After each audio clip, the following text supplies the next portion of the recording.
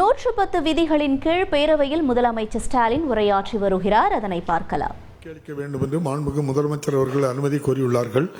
அனுமதி அளிக்கப்படுகிறது. மாண்புமிகு முதலமைச்சர் அவர்கள். மாண்புமிகு பேரவைத் தலைவர் அவர்களே, தமிழ்நாட்டு மீனவர் நலன் குறித்து விதி எண் 110 கீழ் இந்த அறிக்கையை தங்கள் அனுமதியோடு நான் அறிவிக்கிறேன். தமிழ்நாட்டு மீனவர்கள் இலங்கை கடற்படையினரால் தொடர்ந்து கைது செய்யப்படுவதை தடுக்க கடந்த 2/4/2025 அன்று தமிழ்நாடு சட்டமன்றத்தில் மீனவர்கள் பிரச்சனை குறித்து ஒரு தீர்மானத்தை நிறைவேற்றினோம். அப்பிரச்சனைக்கு ஒரு நிரந்தர தீர்வு காண்பதற்காக அந்த தீர்மானம் நிறைவேற்றப்பட்டது. கச்சத்தீவை மீட்க வேண்டும் என்றும் இலங்கை சிறையில் வாடும் நம் மீனவர்கள் நம் அனைவரையும் விடுதலை செய்ய வேண்டும் என்றும் இலங்கை கடற்படை கைப்பற்றியுள்ள படகுகளை திருப்பித் தர வேண்டும் என்றும் அதில் வலியுறுத்தியிருந்தோம். இலங்கை சென்றிருந்த மாண்புமிகு இந்திய பிரதமர் அவர்கள் இது குறித்து இலங்கை அரசிடம் பேசி நடவடிக்கை எடுக்க வேண்டும் என்றும் அதில் குறிப்பிட்டிருந்தோம். அந்த தீர்மானத்தை மாண்புமிகு இந்திய பிரதமர் அவர்களுக்கு உடனடியாக அனுப்பியும் வைத்திருந்தோம். இந்த நிலையில் மாண்புமிகு இந்திய பிரதமர் அவர்கள் இலங்கை சென்றிருந்தார். அப்போது மீனவர் விடுதலை மற்றும் கச்சத்தீவு குறித்து பெரிய அளவிலான முன்னெடுப்புகள் எடுக்கப்பட்டதாக தெரியவில்லை. மேலும் சிறையில் வாடும் 97 மீனவர்களும் சிறைபிடிக்கப்பட்டுள்ள படகுகளும் மீட்கப்பட்டு தாயகம் திரும்புவார்கள் என்ற எதிர்பார்ப்பு நிறைவேறாதது நமக்கெல்லாம் மிகுந்த வருத்தத்தையும் ஏமாற்றத்தையும் அளிக்கிறது. தமிழ்நாட்டின் கடலோர மாவட்டங்களைச் சார்ந்த மீனவர்கள் அடிக்கடி அதிக எண்ணிக்கையில் கைது செய்யப்படுவது கடந்த சில மாதங்களாக நம் அனைவரையும் கவலைக்கு உள்ளாக்கி வரக்கூடிய செய்தியாகும். ஒன்றிய அரசும் இந்திய பிரதமரும் நமது கோரிக்கைகளை புறக்கணிக்கிறார்கள் என்றே கருத வேண்டியுள்ளது. ஒன்றிய அரசு எப்படி நடந்து கொண்டாலும் நமது மீனவர்களின் வாழ்வாதாரத்தை பாதுகாக்க நாம் தவற மாட்டோம். கழக அரசு அவர்களுக்கு எப்பொழுதும் துணை நிற்கும். மீனவர்களது பொருளாதாரத்தை மேம்படுத்துதல், அவர்களது மீன்பிடி தொழிலுக்கு தேவையான உட்கட்டமைப்பு வசதிகளை ஏற்படுத்தி தருவது போன்ற பல்வேறு புதிய திட்டங்களை வடிவமைத்து செயல்படுத்தி வருகிறோம். மாண்புமிகு பேரவைத் தலைவர் அவர்களே, தமிழ்நாட்டின் கடலோர மாவட்டங்கள் குறிப்பாக மன்னார் வளைகுடா பகுதியில் அமைந்துள்ள ராமநாதபுரம், நாகப்பட்டினம், தூத்துக்குடி, புதுக்கோட்டை, திருவாரூர், தஞ்சாவூர் ஆகிய மாவட்டங்களைச் சார்ந்த மீனவர்கள் இலங்கை கடற்படையினால் கைது நடவடிக்கைகளினால் தொடர்ந்து பாதிக்கப்பட்டு வருகிறார்கள். இப்பகுதிகளைச் சார்ந்த மீனவர்கள் தங்கள் பாரம்பரிய மீன்பிடிப்பு பகுதிகளில் மீன்பிடிப்பிற்கு செல்லும் போது அவர்களுக்கு ஏற்படக்கூடிய இன்னல்களை களைவதற்கு ஒன்றிய அரசிற்கு அழுத்தம் கொடுத்து வந்தாலும் கூட இலங்கை கடற்படையினரால் தொடர்ந்து நமது மீனவர்கள் கைது செய்யப்பட்டு அவருடைய படகுகள் சிறைபிடிக்கப்படுவதும் அந்த படகுகள் நாட்டுடைமை ஆக்கப்படுவதுமான செயல்கள் நம்முடைய தொடர் வலியுறுத்தல்களின் கோரிக்கைகளையும் மீறி நடைபெற்று வருகிறது. எனவே இப்பிரச்சனைக்கு தீர்வு காணும் முயற்சியின் ஒரு பகுதியாக தமிழ்நாடு அரசு சில முன்னெடுப்புகளை மேற்கொண்டுள்ளது. அவற்றை தங்கள் வாயிலாக இப்பேரவைக்கும் நாட்டு மக்களுக்கும் தெரிவிக்க விரும்புகிறேன். மன்னார் வளைகுடா பகுதி மீனவர்கள் ஆழ்கடல் மீன்பிடிப்பதற்காக தெற்கு பகுதியில் இந்திய பெருங்கடல் நோக்கி செல்வதற்கு வழிவகை செய்யும் பொருட்டு தங்கச்சிமடம் பகுதியில் 150 கோடி ரூபாய் செலவில் மீன்பிடி துறைமுகம் அமைப்பதற்கு அரசாணை பிறப்பிக்கப்பட்டுள்ளது.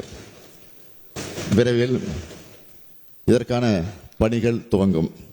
60 கோடி ரூபாய் மதிப்பீட்டில் பாம்பன் பகுதியில் மற்றும் 150 கோடி ரூபாய் மதிப்பீட்டில் குந்துக்கல் பகுதியிலும் மீன்பிடி துறைமுக பணிகள் மேற்கொள்ளப்படும் என்று ஏற்கனவே நான் அறிவித்துள்ளேன்.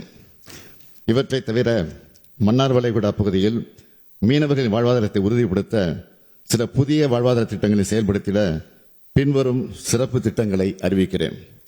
கடற்பாசி வளர்ப்பு, பதப்படுத்துதல், மதிப்பு கூட்டப்பட்ட பொருட்கள் விற்பனை தொடர்புடைய தொழில்களுக்கு தொழில்நுட்ப பயிற்சியுடன் தேவையான உபகரணங்கள் அளித்து தொழிலில் ஈடுபட சுமார் 7000 பயனாளிகளுக்கு 52 கோடியே 33 லட்சம் ரூபாய் செலவில் சிறப்பு திட்டம் செயல்படுத்தப்படும். கூண்டு முறையில் மீன் மற்றும் சேற்று நண்டு வளர்ப்பு, பதப்படுத்துதல், விற்பனை தொடர்புடைய தொழில்களை மீனவ சமுதாய மக்கள் மேற்கொள்ள 25 கோடியே 82 லட்சம் ரூபாய் செலவில் உபகரணங்கள் வழங்கி தொடர் பணிகளும் மேற்கொள்ளப்படும். மீன்பிடித்துதல், மீன் பதப்படுத்துதல், மீன் உலர்த்தும் தொழில் நுட்பங்கள், தொழில்நுட்ப உபகரணங்களை அளித்தல் மற்றும் பயிற்சிகள் வழங்கி ஊக்குவிக்கும் திட்டம் சுமார் 2500 மீனவ குடும்பங்களை சார்ந்த பயனாளிகளுக்கு 9,90,00,000 ரூபாய் செலவில் செயல்படுத்தப்படும். சுமார் 15,300 மீனவர்களுக்கு மீன் மற்றும் மீன் சார்ந்த மதிப்பு கூட்டப்பட்ட பொருட்களை தயார் செய்வதற்கான தொழில்நுட்ப பயிற்சி வழங்க 20,52,00,000 ரூபாய் செலவில் திட்டம் செயல்படுத்தப்படும். மீன் வளம் சார்ந்த வாழ்வாதாரமான வலை பின்னுதல், வலை பழுது பார்த்தல், படகு கட்டுமான தொழில், படகு பழுது பார்த்தல், கருவாடு தயாரித்தல், வண்ண மீன் தொட்டிகள் தயாரித்தல், படகு ஓட்டுநர் பயிற்சி, கடல் சிப்பி அலங்கார பொருட்கள் தயாரித்தல் ஆகிய தொழில்கள் செய்ய 54,48,00,000 ரூபாய் மதிப்பீட்டில் சுமார் 20,100 மீனவர்கள் பயன்பெறக்கூடிய வகையில் திட்டங்கள் செயல்படுத்தப்படும். மீன்வளம் சாராத பிற தொழில் வாய்ப்புகளை ஏற்படுத்தி தர குறிப்பாக காளான் வளர்ப்பு, சுற்றுலா படகு இயக்குதல், கைவினை பொருட்களை தயாரித்தல், வீட்டு முறை மசாலா பொடிகள் தயாரித்தல், அழகுக்கலை பயிற்சி, சிறுதானிய உணவு தயாரித்தல் போன்ற பல்வேறு தொழில்கள் செய்ய சுமார் 14,700 பயனாளிகளுக்கு 53,62,00,000 ரூபாய் செலவில் இந்த திட்டம் செயல்படுத்தப்படும். தமிழ்நாடு அரசின் மீன்வளத்துறை, மீனவர் கூட்டுறவு சங்கங்கள், மகளிர் சுய உதவிக்குழுக்கள், தொழிலாளர் நலத்துறை, தமிழ்நாடு மகளிர் மேம்பாட்டுக் கழகம், தமிழ்நாடு திறன் மேம்பாட்டுக் கழகம் போன்ற பல்வேறு அமைப்புகளும் அரசு துறைகளும் இணைந்து இத்திட்டங்களை செயல்படுத்தும். இந்த திட்டங்களை எல்லாம் ஒருங்கிணைக்க திட்ட கண்காணிப்பு பிரிவு உருவாக்கப்பட்டு அதன் மூலம் திட்ட செயல்பாடு தொடர்ந்து கண்காணிக்கப்படும். நமது மீனவர்களின் வாழ்வாதாரத்தை காத்து மேம்படுத்தும் பொருட்டு இந்திய பெருங்கடலின் ஆழ்கடல் மீன்பிடிப்பு செய்வதற்கு ஏதுவாக ஏற்கனவே அறிவிக்கப்பட்ட மீன்பிடி துறைமுகங்கள் 360 கோடி ரூபாய் செலவில் செயல்படுத்தப்படும். மீனவர்களின் வாழ்வாதாரத்தை மேம்படுத்த 216,73,00,000 ரூபாய் செலவிடப்படும். மொத்தம் 576,73,00,000 ரூபாய் செலவில் செயல்படுத்தப்படும். இந்த திட்டங்களால் மன்னார் வளைகுடா பகுதியைச் சார்ந்த மாவட்டங்களின் மீனவர்கள் பெரிதும் பயனடைவார்கள். அவருடைய வாழ்வாதாரமும் மேம்படும். அது மட்டுமல்ல, நமது மீனவர் சொந்தங்களின் குடும்பத்தினர் கூடுதல் வாய்ப்புகள் பெற்று அந்த அதிகமான பொருளீட்ட வழிவகை ஏற்படுத்தப்படும் என்பதை இந்த பேரவையில் தெரிவித்து அமைகிறேன்.